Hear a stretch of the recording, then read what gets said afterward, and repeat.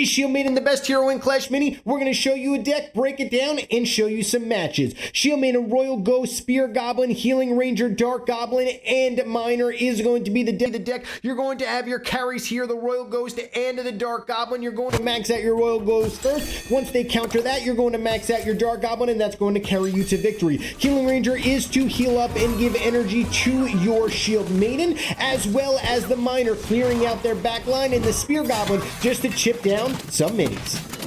All right, so starting it off here, we are going to be struggling versus a Monk player, but maybe we can get off our, not able to get off the taunt and the shield in time, and we're going to lose round number one. All right, so we're playing versus a Monk player. We now know where the Monk pretty much is going to be played, and now we can pretty much do a couple of things. The first thing I can do is put my, oh man, this is kind of rough because I actually don't want to play that yet. We're gonna put this down. This is tough because he's gonna get my this is one of those really tough situations where I'm actually gonna lose again. We're just gonna not play anything. We're gonna lose again here in round number two. There's not really much I can do about it. We are going to take another loss in round number two. He has not played a mini. I have not played a mini. Unfortunate for me, but there's really not much I can do about this. This is the one thing that's awkward is hero placements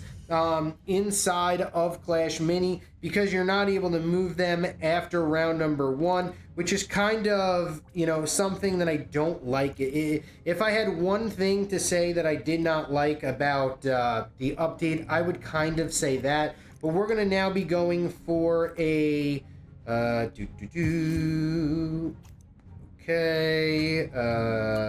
heal sphere, no limit increase.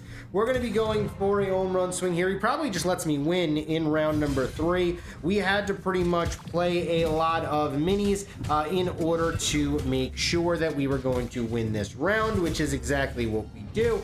We win round number three. Yes, his Monk is starting to get strong. Yes, his minis are getting into a very, very good positioning. But we have to, oh my goodness, I really need, I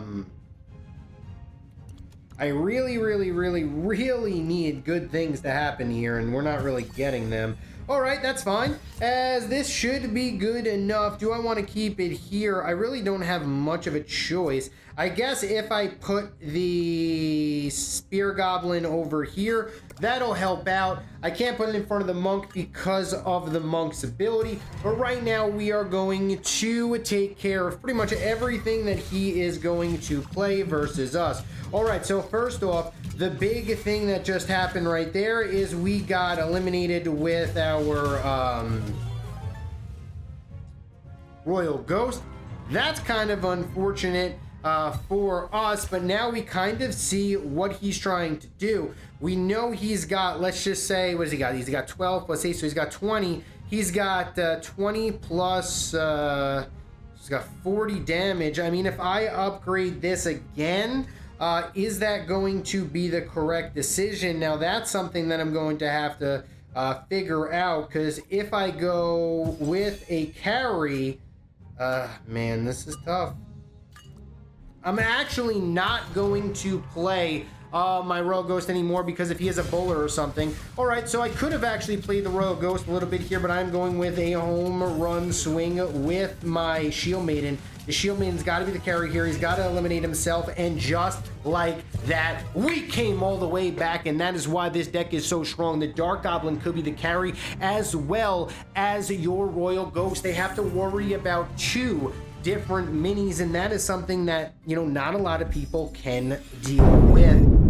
We're now going to show you a different variation of this deck, this time with the Swordsman instead of the Dark Goblin. It's stronger versus some decks, it's weaker versus others like this. But the first thing you want to make sure is you're playing your Shield Maiden now at least all the way to the left or one tile this way, and this is the most important thing. And the reason why it's important to not play the Shield Maiden all the way at the front, in the front center where his guard was played, is because you want to have room for your Royal Ghost as well as your Swordsman to be onto the field and take care of business. So we are going to lose round number 1 potentially, maybe not. I mean, this is looking interesting. If I could shield up here. Okay, this is what's going on here. To ask the question, are we gonna win? Oh, wow, that was spicy. As we are going to win round number 1, and he's not happy about that. But I am, and now we're in a really, really good position. Now we don't have to worry about too much, and now we can make the plays. Well, now that we know what he's trying to do here, we're going to really press the attack, and really there's not much he can do about this as, man, that's going to be a later play. And I could actually just put the Spear Goblin right here, and we are going to make sure that we do as much damage as possible. All right, so, couple of things. First thing I know is that we are going to do as much damage to this guard as possible to clear it out as fast as possible. The next thing that I know is my Miner is going to be used. Oh, there's going to be a lot of damage from the Swordsman. The Miner is going to be used to counter this Royal Champion that he has right now in the back. He does not know that I have my Miner, so what I'm going to do is make sure that my Miner hopefully comes out right now. This is actually a yikes.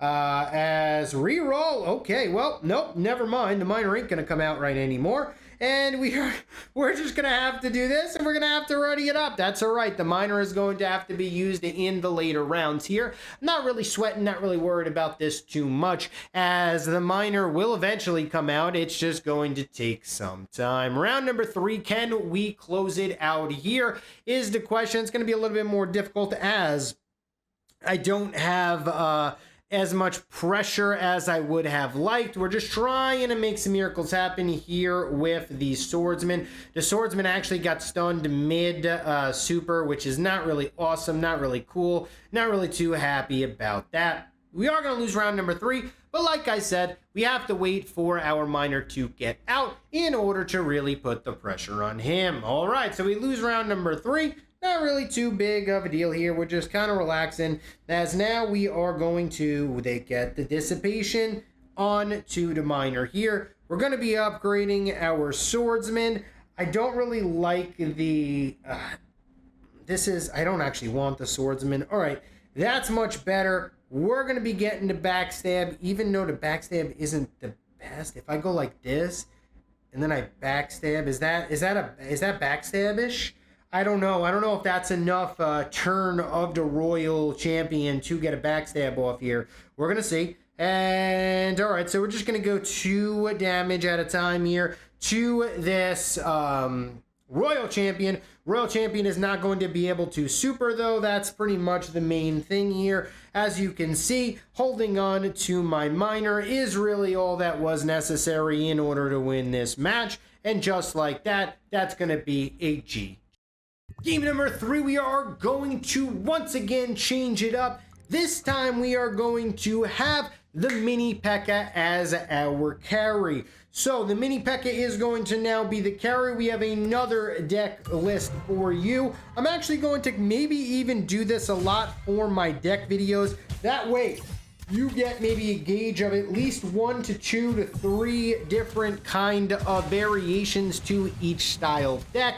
That way you can use flex minis, because I know a lot of things in the comments, can I change this mini with this mini in X, Y, and Z? I know a lot of people have different play styles, so we might be doing that. I think maybe 2 might be good. This is going to be 3 different deck variations. I think that might be a little bit too much, but we're going to see what happens here. The first thing I want to do is I do want to get down my Royal Ghost, and I do want to get down a Mini Pekka, believe it or not, as the Mini Pekka, in my opinion, is really going to be strong to take care of this Wave Master as well as everything else. The good thing that we got going on here is the Valkyrie is going to be in a very, very weird position, as the Valkyrie is going to continually have to run away and run around. We have to continue to get down the dissipation with our Mini Pekka, and that is exactly what's going to happen. We're going to win round number 2, and what that's going to do is really help